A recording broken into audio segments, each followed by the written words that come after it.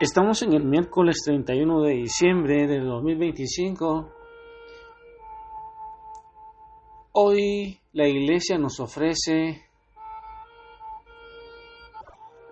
un texto que está en el Evangelio de San Juan. Es el prólogo de San Juan, todo el capítulo 1.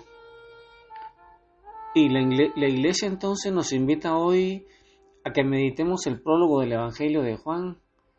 Este es un texto bien importante para nuestra fe.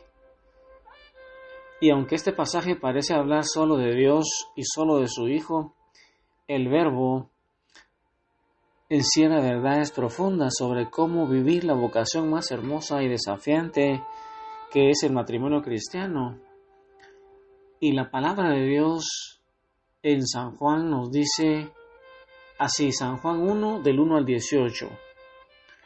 En el principio ya existía aquel que es la palabra, y aquel que es la palabra estaba con Dios y era Dios.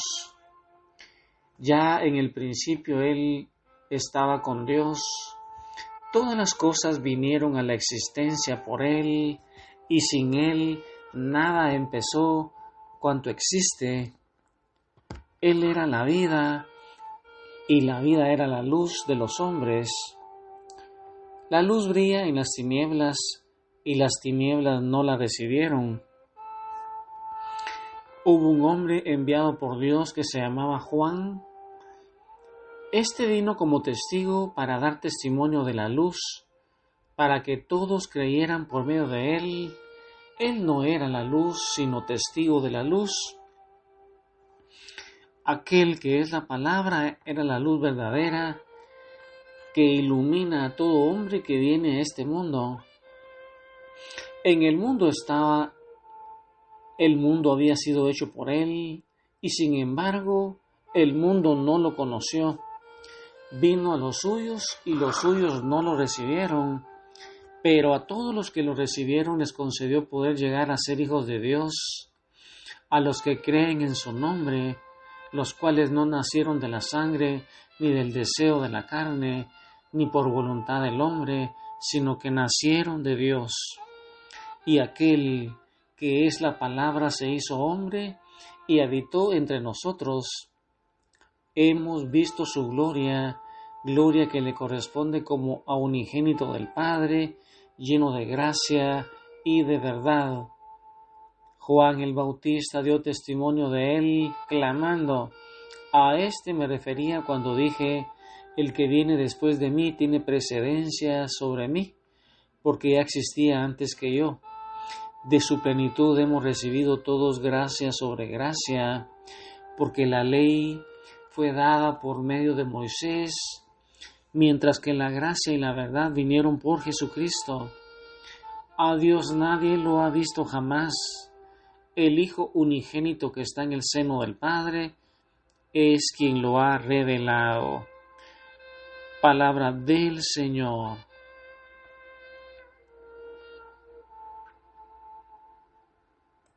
Un texto un poquito largo, pero profundísimo. El texto, hermanos, comienza en el primer versículo con estas palabras: en el principio era el Verbo, y el Verbo era con Dios, y el Verbo era Dios. Mira qué afirmación la que San Juan les dice a los de su tiempo que no creían que Jesús era verdadero Dios y verdadero hombre. El principio de su matrimonio, hermano, también el principio de nuestro matrimonio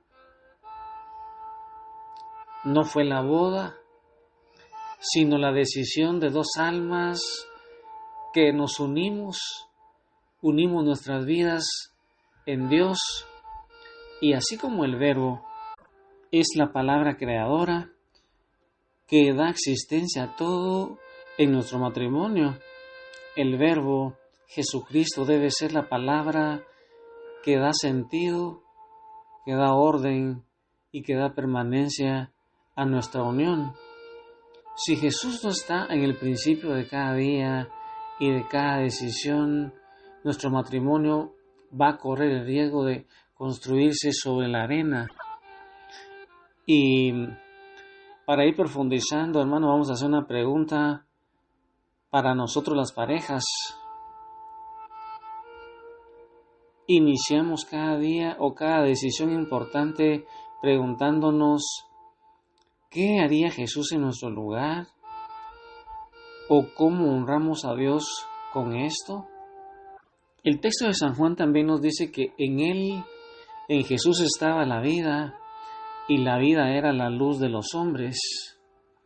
Y el matrimonio, cuando es vivido en Cristo, no es solamente una unión legal, sino que es una fuente de vida y fuente de luz para el mundo.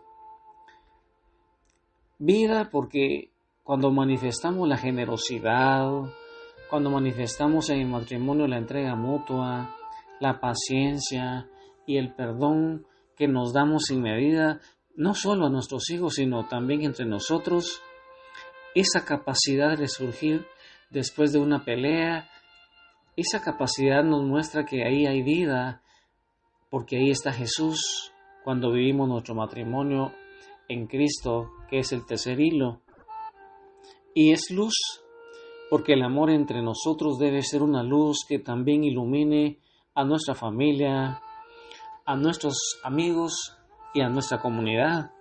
Un matrimonio católico fiel es un testimonio visible de esa alianza de amor de Cristo con su iglesia. Y cuando la gente ve cómo nos respetamos, cómo nos perdonamos y cómo nos amamos, ahí la gente va a ver la luz de Cristo, como lo dice San Mateo 5:14 al 16, que somos como una casa edificada sobre una montaña y que los demás van a verla. Esos demás son nuestros hijos, la familia, los vecinos, que la van a ver y al ver nuestras buenas obras, ellos van a creer en Jesús y lo van a alabar también a Él. Y la palabra ahí en San Juan nos dice que Jesús vino a los suyos, pero ellos no lo recibieron. Y este versículo, hermano, nos habla de la ceguera. Y cuando lo aplicamos al matrimonio, ¿cuántas veces el ego, nuestra terquedad, nuestro orgullo no nos permiten recibir al Verbo, a la voluntad de Dios en nuestra casa? ¿Cuántas veces en el matrimonio ese ego, esa terquedad, ese orgullo no nos permiten recibir a Jesús, no nos permiten hacer la voluntad de Dios en nuestra casa? Y el cónyuge, que es lo nuestro, de la otra persona, a veces se siente no recibido también, y no se siente recibido en sus necesidades emocionales, así como no aceptamos a Jesús en nuestra vida.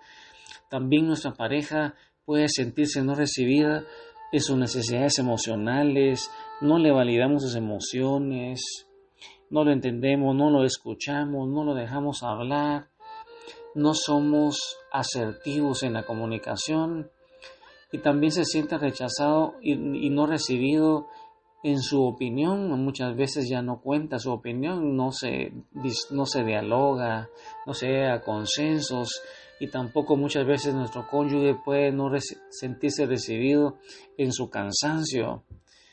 Y hermano, el no recibir a nuestro cónyuge es en última instancia no recibir a Cristo, quien vive en él o vive en ella. Y entonces tenemos que aprender a ir despojándonos, como diría San Pablo, despojándonos de ese hombre viejo para hacerle un espacio al Verbo que es Jesús. Y el texto también nos dice que aquel Verbo fue hecho carne y habitó entre nosotros. Esto, hermano, es la verdad central. El Verbo no se quedó como una idea lejana, sino que se hizo carne. Y en nuestro matrimonio el amor de Dios no debe quedarse en bonitas palabras o solamente en tarjetas de aniversario, sino que también debe hacerse carne. Hacerse carne, hermano, significa cuando tú, hermana, preparas ese plato de comida, cuando estás agotada y ya no das para más, pero preparas ese plato de comida y no te quedas solo en palabras. Hacerse carne es cuando nos tomamos de la mano en medio de una crisis financiera y nos apoyamos Hacerse carne es cuando hacemos ese silencio amoroso que le damos a nuestra pareja en lugar de esa palabra hiriente que tenemos en la punta de la lengua cuando aprendemos a refrenarnos. Hacer carne y vivir ahí en nuestro matrimonio también es ese sacrificio diario de ir muriendo a nosotros mismos por el bien de nuestro cónyuge, aunque no lo merezcan. Nosotros lo amamos y le servimos y lo perdonamos a ejemplo de Cristo, que ama sin condiciones a su iglesia. Hermano, el matrimonio es el sacramento de la encarnación. Es hacer visible, es hacer palpable y hacer real ese amor invisible de Dios. Para ir profundizando un poquito, vamos a hacer un ejercicio que se llama el ejercicio de la luz en la oscuridad. Eso lo sacamos de San Juan 1.5, el ejercicio de la luz en la oscuridad. Identifica en este momento, hermano, ahí con tu pareja, un área oscura en tu matrimonio. Un área oscura en tu matrimonio puede ser una discusión que se repite muchas veces, una falta de perdón, una tarea que no se ha cumplido. Y van a hacer un compromiso esta semana donde ambos se comprometen a hacer la luz el uno para el otro en esa área que se ha identificado, y vamos a actuar con la caridad de Cristo, aunque no nos apetezca, aunque no nos den ganas. Por ejemplo, si el área que escogimos oscura es la comunicación, la luz va a significar saber escuchar sin interrumpir a nuestro cónyuge. Mira, hermano, qué lindo ese ejercicio, el ejercicio de la luz en la oscuridad. Y también vamos a hacer un ejercicio cuando el verbo hecho tarea, eso es que vino a poner su tienda entre nosotros, sale de San Juan 1.14. Cada uno va a escribir en una tarjeta una acción muy concreta y pequeña de servicio que va a hacer esta semana por su cónyuge. No tiene que ser costosa esa acción. Por ejemplo, puede ser lavar el carro, hacer el café por la mañana, darle un mensaje sin que te lo pidan. Entonces, escribir en esa tarjeta una acción muy concreta y pequeña de servicio. Y esta acción concreta es nuestra manera personal de hacer que la palabra, ese amor, se haga carne en servicio ahí en nuestro hogar. Si estuviéramos en un retiro, hermano, yo te diría que hiciéramos una dinámica linda de Juan 1.16, que dice: porque de su plenitud tomamos todos y gracia sobre gracia.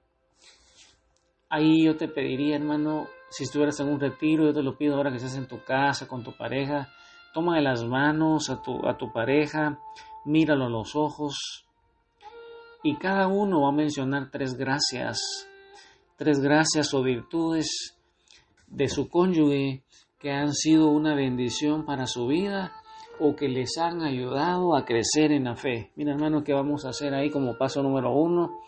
Como paso número 2, vamos a dar gracias a Dios por habernos permitido tomar de la plenitud de su gracia a través de la persona que tenemos enfrente. Hermano, porque ese que está ahí es tu regalo que Dios te ha dado para llenarte de gracia, para que tú y Él se santifiquen. Y el propósito de esta dinámica es recordar que nuestro cónyuge es un instrumento de la gracia de Dios para nuestra santificación. Mira, hermano, qué maravilloso, cómo tenemos que ver a Dios ahí en nuestro cónyuge. Y para ir terminando este texto tan lindo, vamos a hacer un cuestionario para nuestra vida en pareja, para meditarlo, para discutirlo con nuestra pareja. ¿Estamos honrando a Cristo como el Verbo?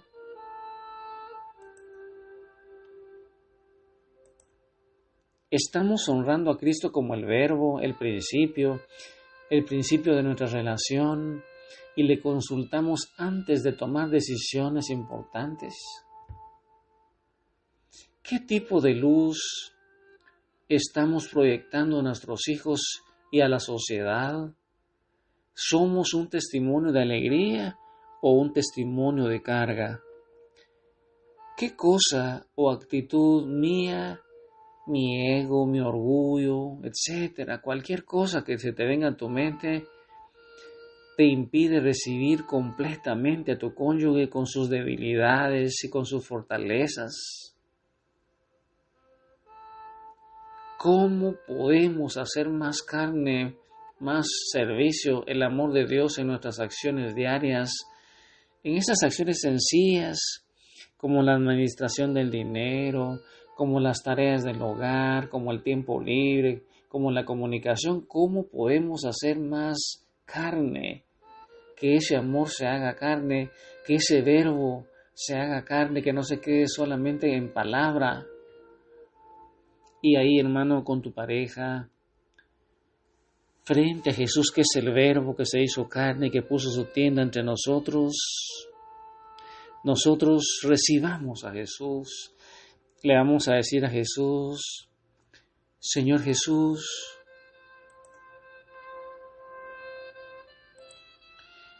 tú que eres el verbo eterno del Padre, te damos gracias por el don de nuestro sacramento, del matrimonio. Tú que eres la vida y la luz, ilumina las sombras de nuestro hogar y danos la gracia de la paciencia y el perdón. Te pedimos que tu palabra no sea solo un sonido en nuestra casa, sino que se haga carne en nuestras manos, en nuestra mirada y en nuestro servicio mutuo. Que de tu plenitud tomemos la gracia sobre gracia necesaria para ser testigos de tu amor fiel, y que nuestro matrimonio sea siempre un reflejo de tu alianza indisoluble con la Iglesia. Amén. Y ahí, hermano, ahí de la mano con tu pareja, con este canto lindo de un cantante católico llamado Darwin Legler, sintamos esa unción de Jesús, ese poder de Jesús recorriendo nuestro matrimonio. Ahí con este canto lindo, sigamos reconstruyendo nuestro matrimonio, dejando entrar a Jesús como ese tercer hilo. Siento el poder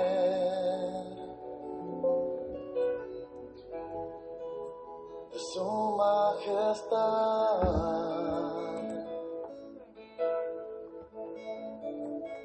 Hay una unción en este lugar. Siento el poder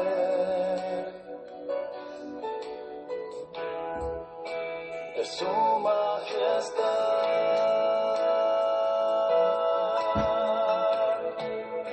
Jesús, estás aquí mirándome.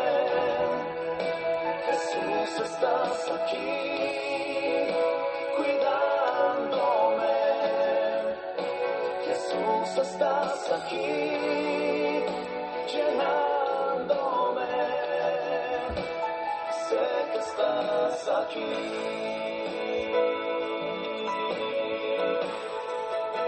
Jesús, estás aquí mirándome.